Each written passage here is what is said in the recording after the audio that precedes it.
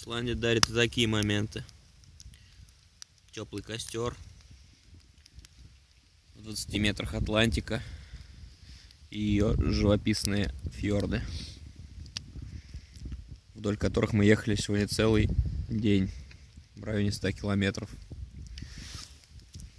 На ужин макароны с тунцом, приготовленные Антоном, который уплетает за обе щеки. Почти по-флотски. Красная рыбка с пивком. Ну и один из самых коротких дней. Заход солнца в 0:49, рассвет в 1:15. Примерно так.